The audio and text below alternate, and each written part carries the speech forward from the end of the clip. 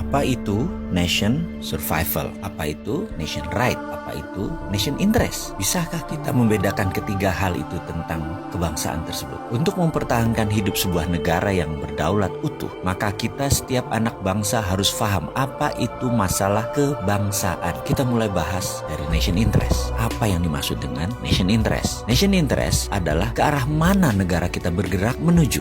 Sebentar, kita ini jangan-jangan ditanya nation itu apa, state itu apa, atau dalam bahasa Indonesia bangsa itu apa, negara itu apa, nggak ngerti ngebedainnya. Betul ya? Masih bingung? Kita bahas lebih dalam. Bangsa Indonesia itu jadi lebih dulu dari negara Indonesia. Bangsa Indonesia itu jadi lebih dahulu ketika Sumpah Pemuda tahun 1928 dengan mengatakan berbangsa satu, bangsa Indonesia. Maka sejak saat itu jadilah bangsa Indonesia. Sementara negaranya, negara Indonesia baru jadi setelah 17 Agustus 1945. Baru ada yang namanya NKRI, baru ada negara atau state. Bangsa atau nation itu ada haknya, ada right-nya, dan ini yang harus ditegakkan. Bagaimana menegakkan nation interest? Dalam jangka panjang, kita ini harus memiliki sistem bernegara yang kuat. Kita ini harus memiliki sifat bangsa yang penuh dengan kompetensi. Salah satu pentingnya bernegara adalah kita memahami prinsip bernegara. Yang membedakan negara Indonesia dengan Singapura, yang membedakan Indonesia dengan Cina, yang membedakan Indonesia dengan Amerika adalah prinsip bernegara masing-masing. Ada value yang ditanam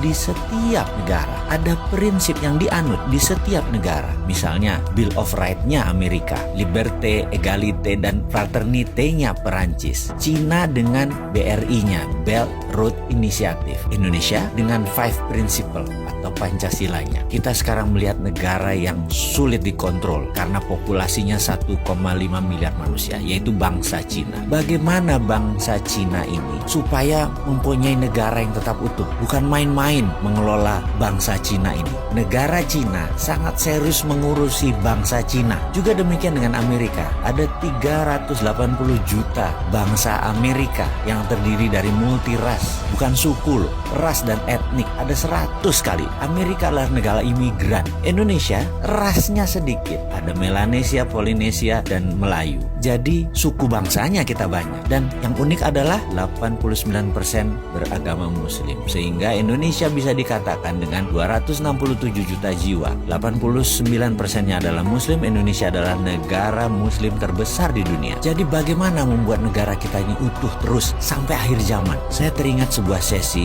dikala saya masih aktif di sebuah lembaga negara urusan pertahanan. Kami diperlihatkan, ditontonkan film dokumenter yang sangat menarik. Film ini adalah bagaimana Cina membangun doktrin bernegara masuk ke bawah sadar anak-anak bangsa Cina. Diperlihatkan melalui kamera CCTV di video tersebut di sebuah tempat penitipan anak. Karena kala itu banyak sekali suami istri yang bekerja di Cina dan anak sematawayangnya dititipkan di tempat penitipan anak milik negara. Anak itu usianya berkisar 3-5 tahunan. Ketika mereka sehabis makan siang, mereka pun tidur siang secara bersama-sama. Kira-kira jam 1-an kira-kira. Dan baru terlelap 15 menit lalu disetel lagu kebangsaan Cina. Ajaib, anak-anak itu bangun berdiri tegak sikap sempurna. Walaupun matanya tertutup, badannya doyong-doyong. Sampai lagu tersebut berakhir kira-kira 1,5 menitan. Lalu mereka melanjutkan tidur lagi. Dan ini bagi saya luar biasa sekali. Lalu ada di sesi lain. Mereka kan tinggal di rumah susun, yang apartemen itu. Di mana di sore hari banyak anak-anak lagi main basket, main bola, main tai chi, dan beragam aktivitas sore. Pada pagi dan siangnya, di tiang-tiang itu dipasang speaker toa banyak oleh sebuah tim. Ketika puncak kegiatan mereka kira-kira jam 5 sore, kembali diperdengarkan lagu kebangsaan Cina. Apa yang dilakukan? Anak-anak tadi yang lagi lari, lagi bergerak, tahu-tahu anak-anak itu semuanya diam,